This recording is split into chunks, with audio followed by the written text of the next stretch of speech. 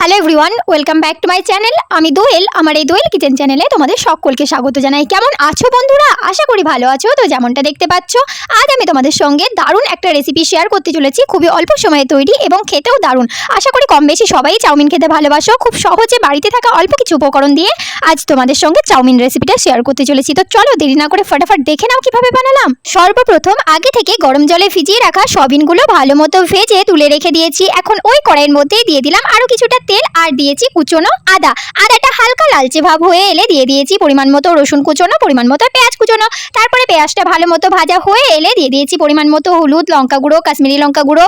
তারপরে দিয়ে দিয়েছি ভাজা জিরে গুঁড়ো আর দিয়েছি চাউমিন মশলা। তারপরে সবটা ভালো মতো নাড়াচাড়া করে দিয়ে দিলাম আগে থেকে ভাপিয়ে রাখা চাউমিনটা। তারপরে ভালোভাবে নাড়াচাড়া করে দিয়ে দিলাম ওই ভেজে রাখা সয়াবিনগুলো আর দিয়েছি কিছুটা পরিমাণে আলু ভাজা। তারপরে চিলি সস, সোয়া সস দিয়ে ভালোভাবে নাড়াচাড়া করে নিয়েছি। আর হ্যাঁ, তোমরা কিন্তু এখানে টমেটো কেচাপটাও ব্যবহার করবে। আমার যেহেতু শেষ হয়ে গেছিলো বলে আমি আর দিতে পারিনি, টমেটো কেচাপ ছাড়াই চাউমিন করে দিয়েছি। তারপরে ভালো মতো নাড়াচাড়া করে পরিমাণ মতো লবণ ছড়িয়ে আরও কিছুক্ষণ নাড়াচাড়া করে নামিয়ে নিলেই ব্যাস, একদম খাবার জন্য রেডি।